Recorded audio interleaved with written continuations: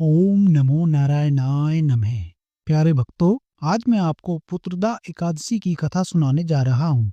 महाराज युधिष्ठिर भगवान श्री कृष्ण से पूछते हैं, हे भगवान, आपने सफला एकादशी का महात्म्य बताकर बड़ी कृपा की।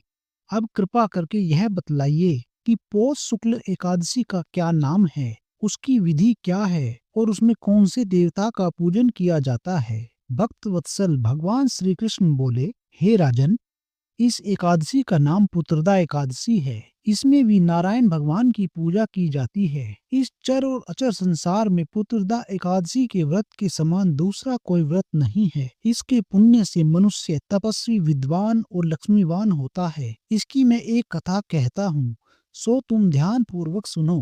भद्रावती नामक नगरी में सुकेतुमान नाम का एक राजा राज्य करता था। उसके कोई पुत्र नहीं था। उसकी स्त्री का नाम सैया था। वह निपुत्री होने के कारण सदैव चिंतित रहा करती थी। राजा के पितर भी रो रो कर पिंड लिया करते थे और सोचा करते थे कि इसके बाद हमको कौन पिंडदान देगा। राजा को भाई बांधव, धन, हाथी, घोड़े, राज्य और मंत्री, इन सब में से किसी से भी संतोष नहीं होता था। वह सदैव यही विचार करता था कि मेरे मरने के बाद मुझको कौन पिंडदान करेगा। बिना पुत्र के पितरों और देवताओं का ऋण मैं कैसे चुका सकूंगा। जिस घर में पुत्र न हो, उस घर में सदैव अंधेरा ही रहता है। इसलिए पुत्र उत्पत्ति के लिए प्रयत्न करना चाहिए। जिस मनुष्य ने पुत्र का मुख देखा है, वह धन्य है। उसको इस लोक में यश और परलोक में शांति मिलती है, अर्थात उनके दोनों लोक सुधर जाते हैं। पूर्व जन्म के कर्म से ही इस जन्म में पुत्र, धन आदि प्राप्त होते हैं। राजा इस प्रकार रात दिन चिंता में लगा रहता था। एक समय तो राजा ने अपने शरीर को त्याग देने का निश्चय किया, परंतु आत्मघात को महान पाप समझकर उसने ऐसा नहीं किया। एक दिन राजा ऐसा ही विचार करता हुआ अपने घोड़े पर चढ़कर वन को चल दिया तथा पक्षियों और वृक्षों को देखने लगा। उसने देखा कि वन में मृग, व्याघ्र, सूअर, सिंह, बंदर, सर्प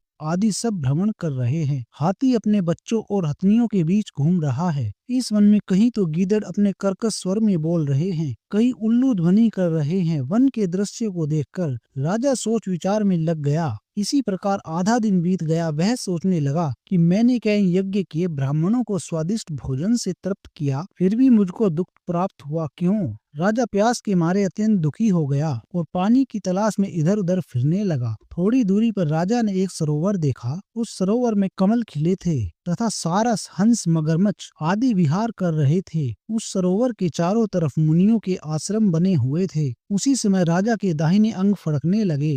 राजा शुभ शकुन समझकर घोड़े से उतरकर मुनियों को दंडवत प्रणाम करके बैठ गया। राजा को देखकर मुनियों ने कहा, हे राजन, हम तुमसे अत्यंत प्रसन्न हैं। तुम्हारी क्या इच्छा है सो कहो। राजा ने कहा, महाराज, आप कौन हैं और किस लिए यहाँ आए हैं, कृपा करके बताइए। मुनि कहने लगे कि हे राजन, आज संतान देने वाली पुत्रदा एकादशी है। हम लोग विश्वदेव हैं और इस सरोवर में स्नान करने के लिए आए हैं। यह सुनकर राजा कहने लगा कि महाराज, मेरे भी कोई संतान नहीं। यदि आप मुझ पर प्रसन्न हैं तो एक पुत्र का वरदान दीजिए। मुनि बोले, हे राजन, आज पुत्रदा एकादशी है। आप अवश्य ही इसका व्रत करें। भगवान की कृपा से अवश्य ही आपके घर में पुत्र होगा। मुनि के वचनों को सुनकर राजा ने उसी दिन एकादशी का व्रत किया और द्वादशी को उसका पारण किया। इसके पश्चात मुनियों को प्रणाम करके महल में वापस आ गया। कुछ समय बीतने के बाद रानी ने गर्भ धारण किया और 9 महीने के पश्चात उनके यहाँ एक पुत्र हुआ।